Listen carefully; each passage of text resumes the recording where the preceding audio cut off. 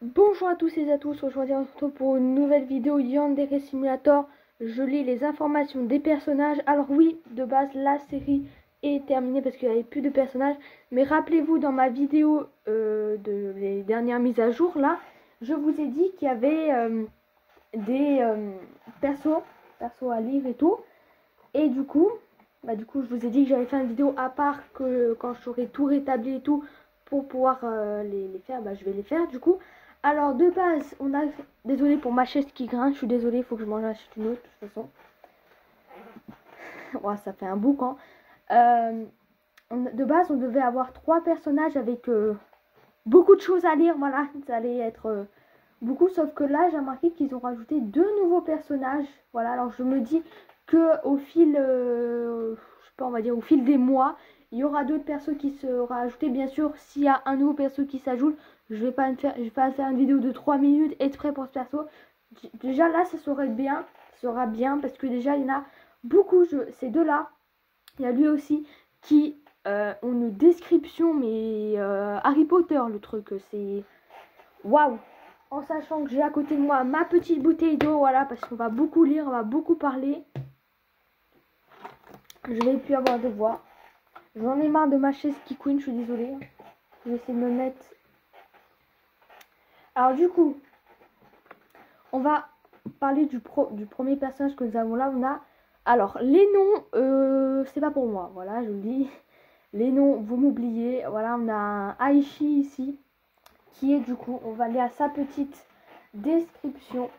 Je vais changer de chaise, ça me saoule. Du coup, Sureibu, allez, Aichi est l'époux de Dosuki Aichi et le père de Ryoba Aichi. Bon, maintenant on voit c'est qui. Vous savez, c'est le père de Ryoba. Ok. Bon, lui ça va, il n'a pas beaucoup de trucs à lire. Hein. Autrefois, un jeune homme joyeux et énergétique, il a été kidnappé, ah bah d'accord, ça commence bien, par Kinaba Aichi et torturé psychologiquement par Dosuki Aichi jusqu'à ce... Oula, moi-même je suis choquée. Jusqu'à que sa psyché soit complètement brisée. Ce processus l'a transformé en une coquille vide d'être humain. Il ne présente plus de personnalité ou ne montre aucun signe de pensée indépendante. Il existe en tant que médicament vivant dans le but est de soulager les symptômes de la condition Aichi de Dosuki. Plus proche d'une statue que d'un être vivant, il n'effectue généralement aucun type d'action à moins qu'on lui demande de faire, y compris manger et dormir. Ah bah d'accord.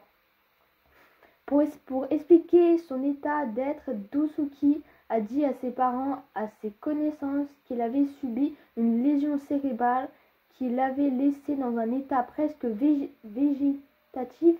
Peu de temps après le mariage, elle prétend être sa gardienne, mais en réalité, elle ne fait que le strict minimum pour maintenir son existence, le considérant plus comme un animal de compagnie que comme un être humain. Il n'a jamais eu d'emploi car sa riche belle-mère subvient à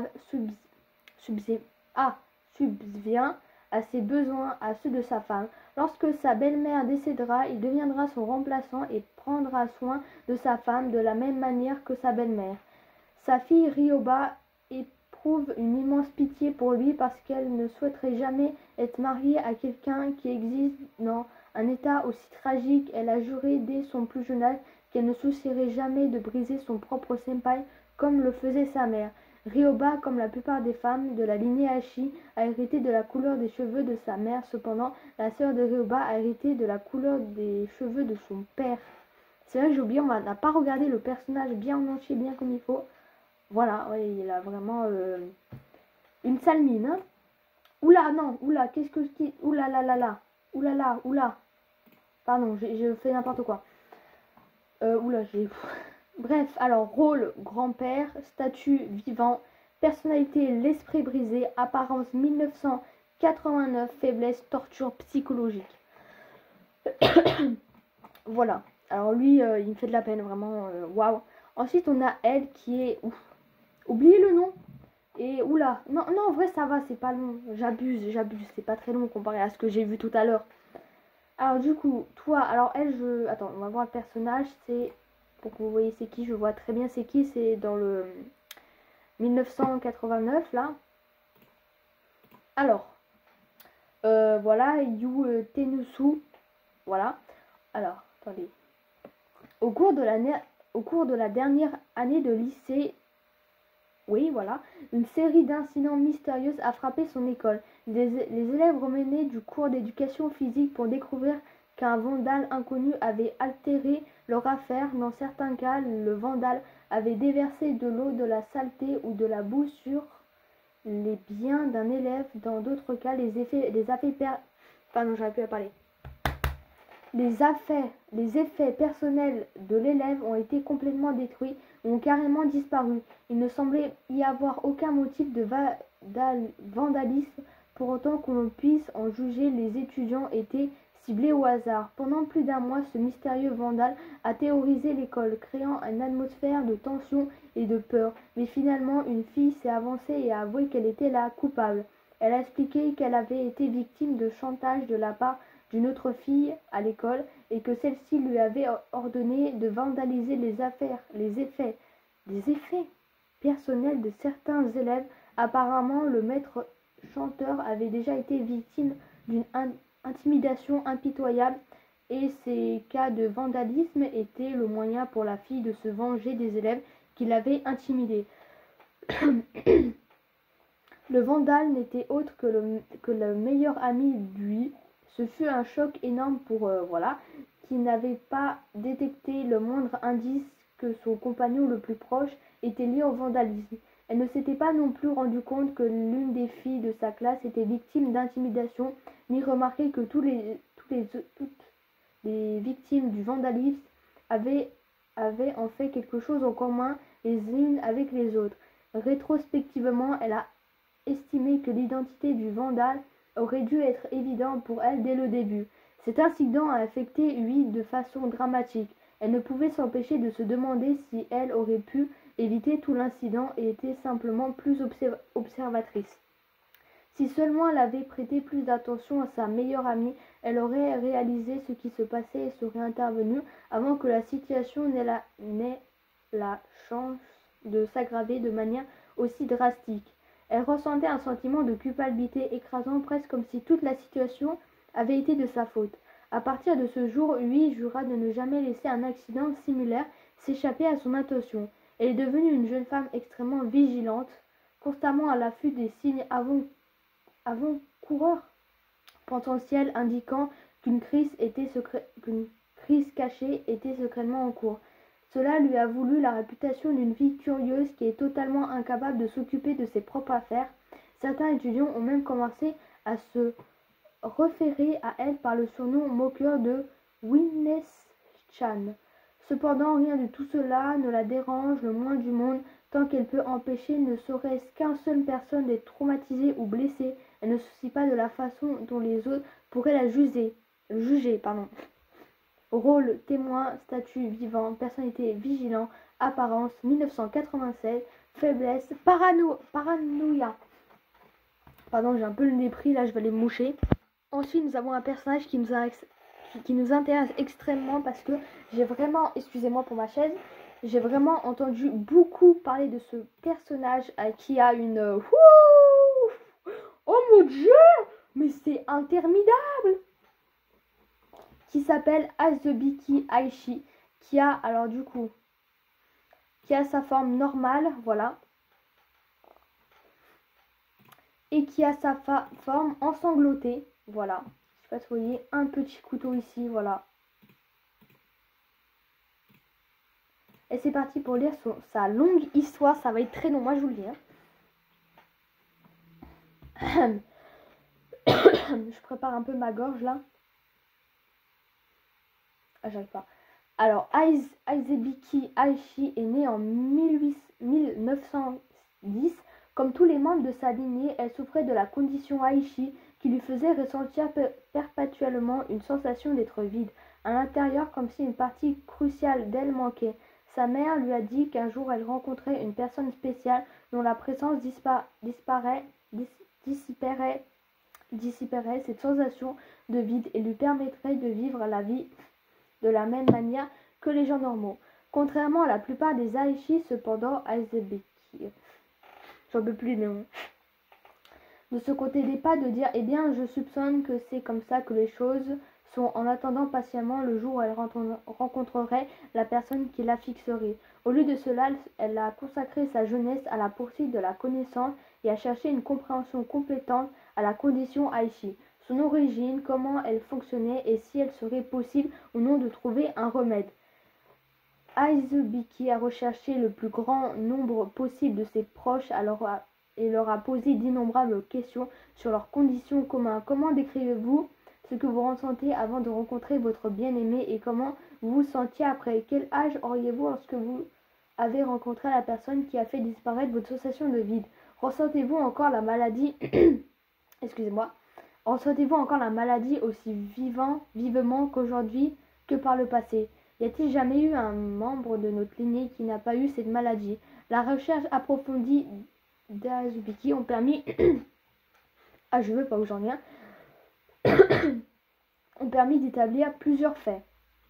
La condition Aichi s'affaiblissait légèrement à chaque nouvelle génération. Les Aichi qui étaient nés plus récemment étaient moins creux et engourdis que leurs ancêtres les plus anciens.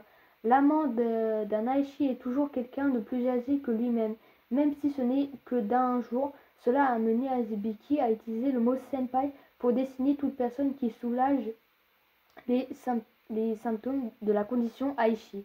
Avec chaque année passée en présence d'un senpai, les symptômes de la condition Aichi s'affaiblissaient progressivement. Théoriquement, un Aichi ne dépendrait plus de son senpai après un certain nombre d'années. Il était impossible de retracer l'histoire de la famille Aichi au-delà de 1800.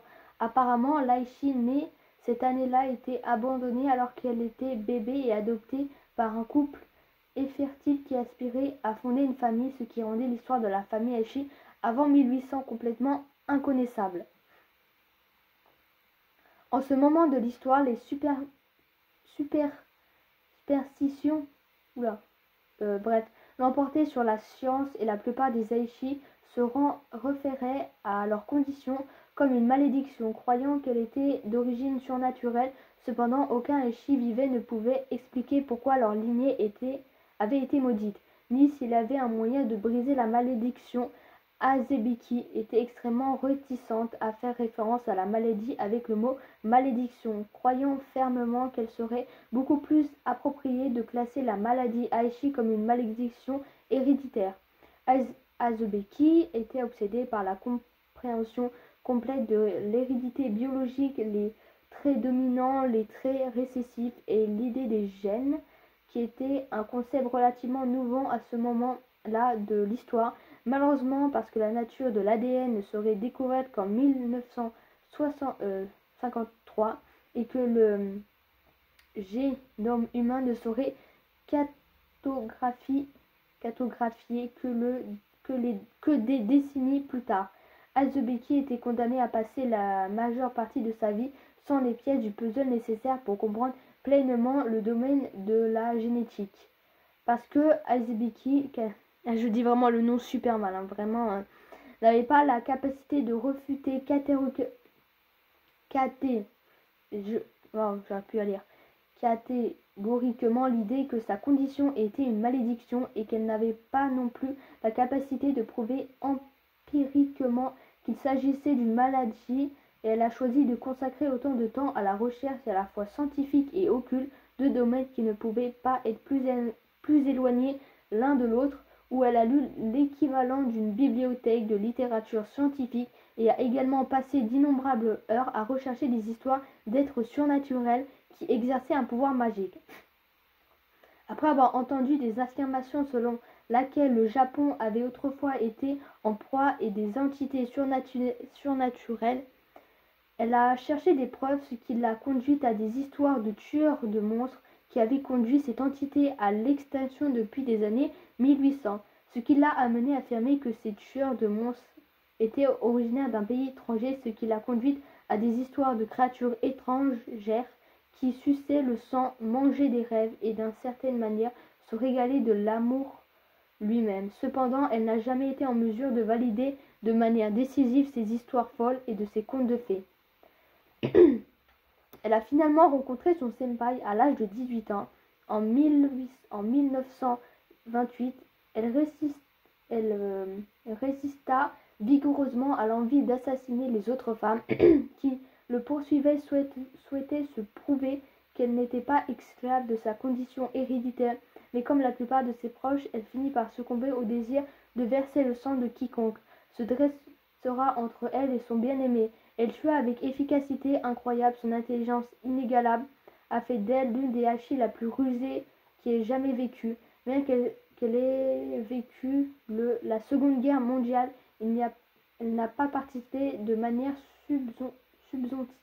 substantielle.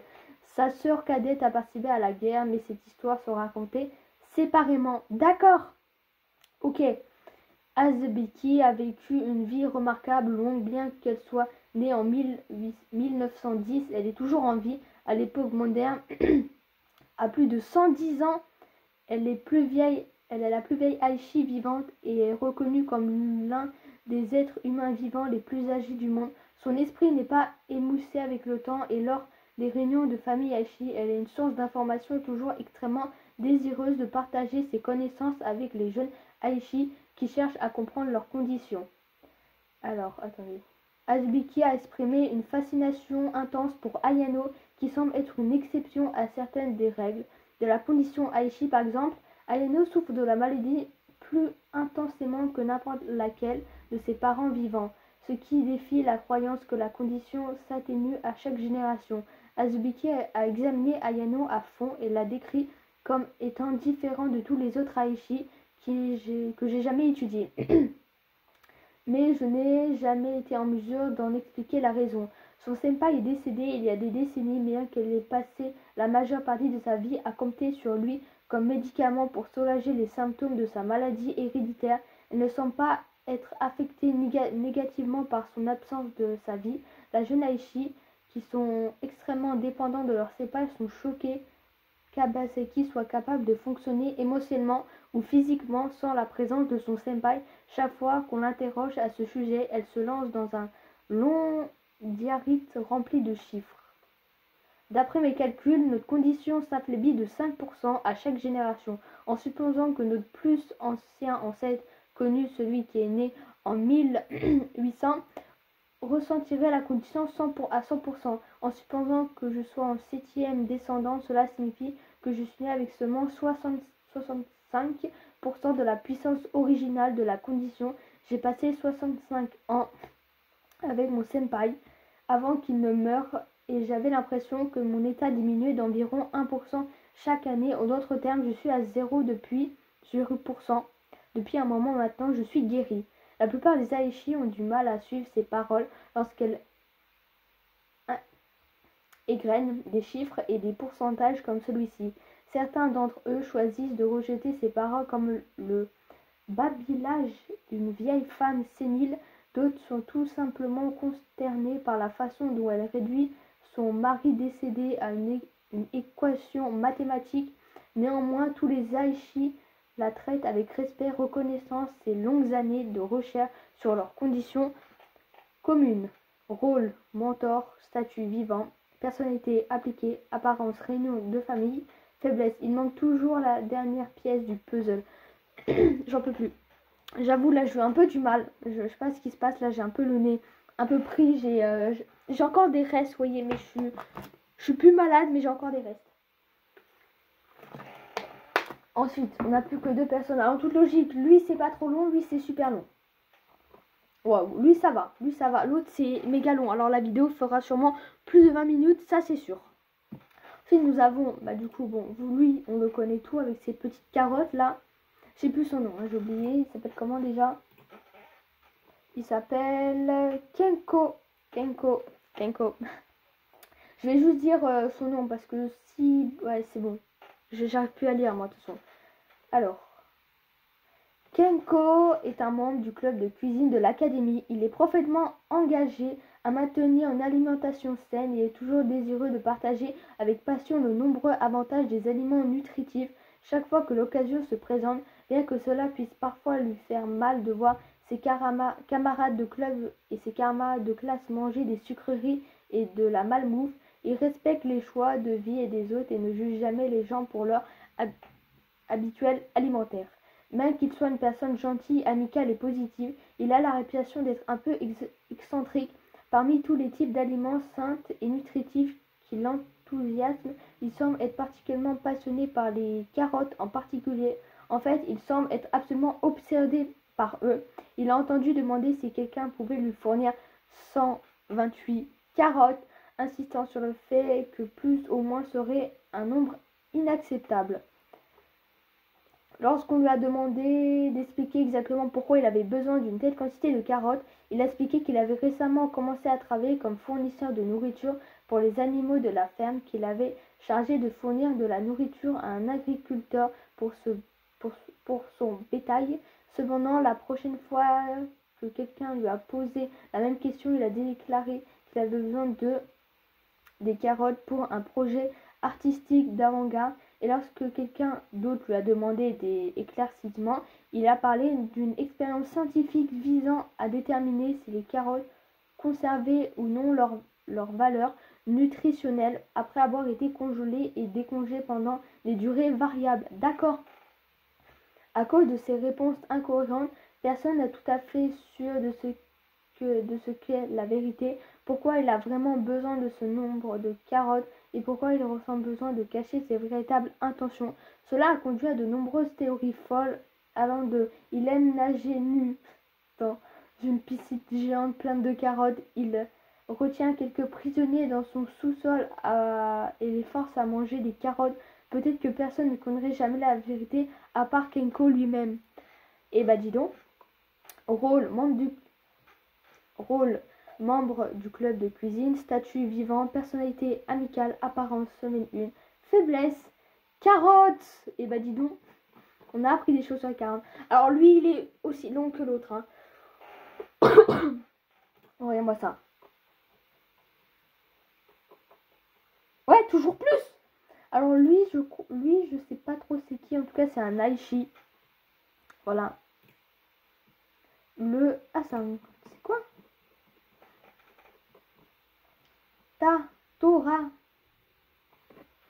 Pardon. Toraiko Aichi. Allez, bon, on va lire. Alors, je ne sais pas qui c'est qui. Alors, on va bientôt le découvrir. Sa maison est en feu. Les cadavres de ses parents, sa petite sœur meurt lentement de faim, gravée à jamais dans son esprit. Eh ben, dis donc, ça commence bien. Après la fin de la guerre,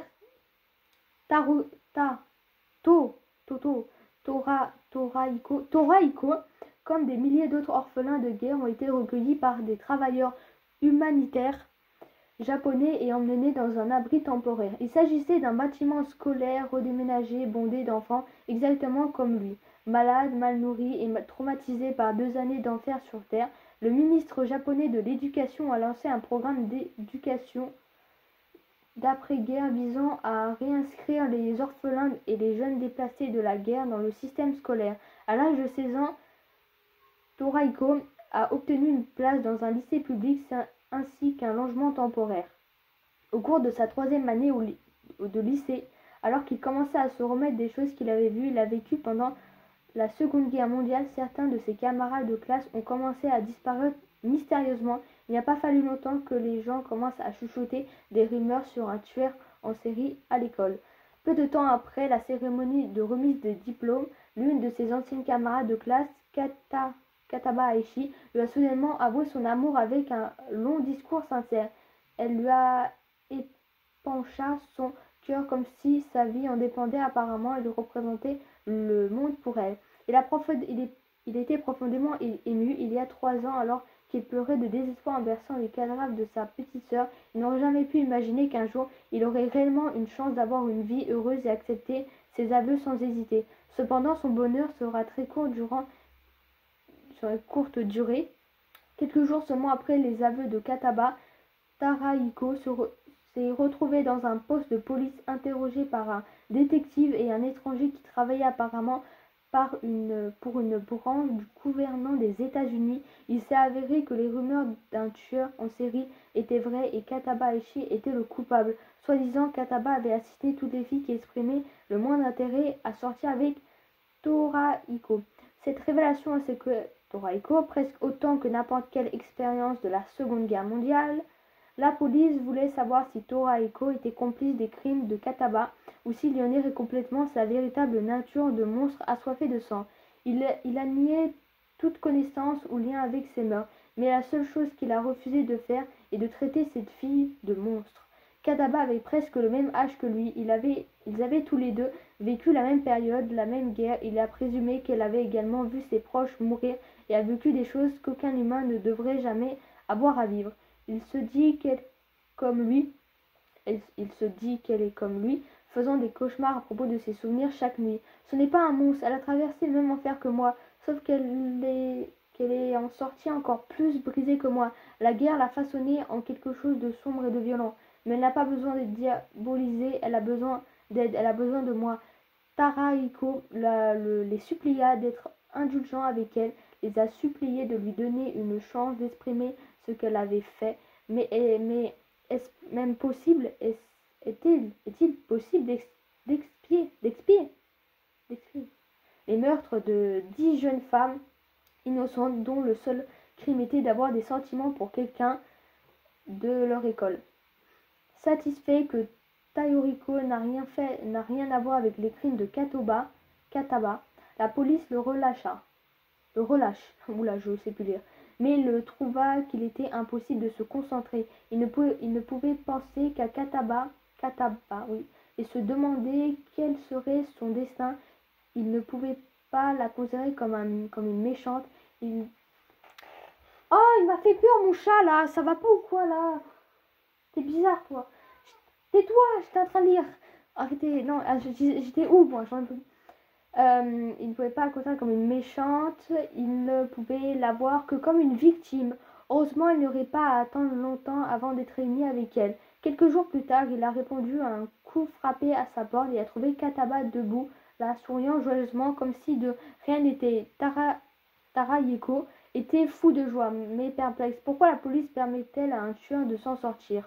Les Américains m'ont proposé un marché, ma chérie, a déclaré Kataba. Ma chérie? Bref, a déclaré Kataba. Ils veulent que j'utilise mes compétences uniques pour les aider et assurer la sécurité de cette région du monde. Pour éviter que les feux de guerre ne se rallument en échange, ils me pardonneront et veilleront à ce que nous vivons confortablement tous les deux. C'est vraiment le meilleur résultat possible. Kataba était libre et avait eu l'occasion d'expier ses actes et d'une manière ou d'une autre, sa propre sécurité était incluse dans l'accord. Tarahiko avait l'impression qu'il devait être l'homme le plus chanceux du monde. Des années de traumatisme avaient privé Tarahiko de la capacité d'être optimiste pour l'avenir, mais Kataba, débordé d'amour et de dévotion pour lui, était comme un phare lumineux dans un monde de ténèbres. Il lui a donné l'impression qu'il y avait vraiment de l'espoir que la vie s'améliore. Tarahiko s'est engagé avec empressement et lui a consacré sa vie, de l'aimer et de lui pardonner ce qu'elle avait fait dans le passé, de soutenir son cheminement pour expier ses péchés et de l'aider à guérir de son traumatisme. Oui, le traumatisme de guerre, n'est-ce pas? Ils se sont mariés, ils ont eu un enfant. Kataba a suivi une formation mystérieuse dont Torahiko n'était pas autorisé à connaître grand-chose.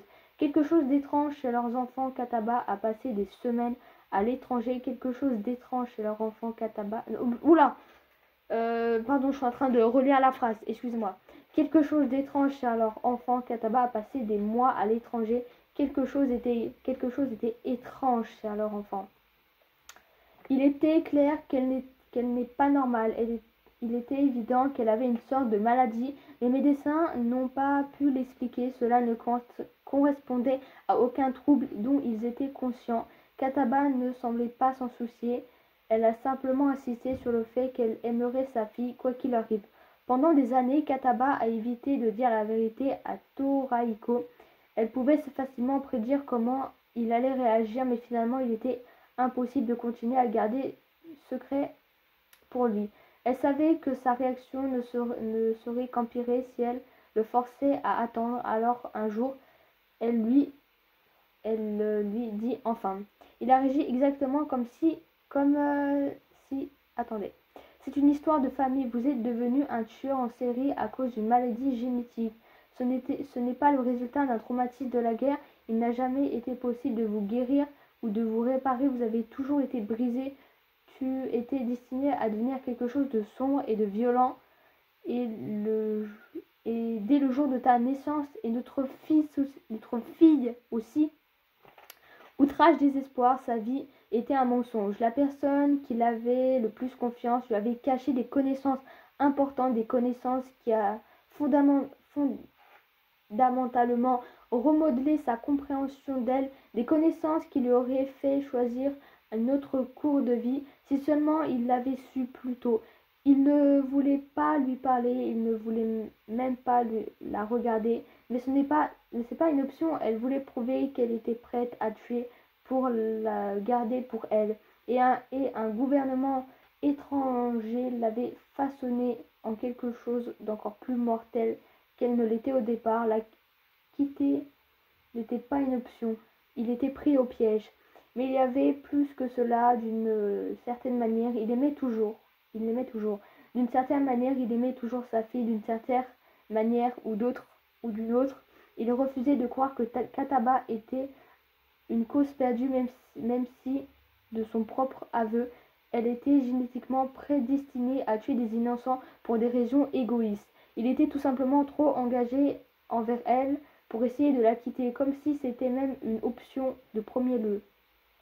Cela a pris de nombreuses années, mais peu à peu, il fit la paix à contre-cœur avec la vraie nature de sa femme. Il a fait de son mieux pour se forcer à la percevoir comme une femme aimante et dévouée qui lui a fourni une vie facile et confortable au lieu de la voir pour ce qu'elle était vraiment, un monstre. Il a fini par l'accepter, ou à tout le moins de la tolérer. Attends, j'ai pas compris. Attends, c'est marqué a fini par l'accepter ou à tout le moins de la tolérer. Rôle arrière-grand-père. Ah ouais. Statut vivant, personnalité troublée, apparence derrière une porte. Quoi? Faiblesse, naïveté. D'accord. Et bah écoutez, c'est la fin de cette vidéo de 32 minutes qui a été extrêmement longue pour la simple bonne raison que c'était long de lire tout ça là.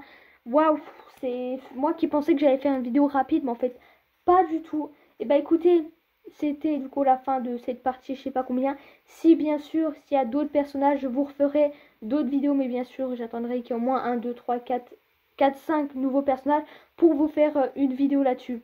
Écoutez, c'est la fin pour aujourd'hui. J'ai plus de voix. Au revoir pour de nouvelles projets. Au revoir. Oh, j'arrive plus à parler.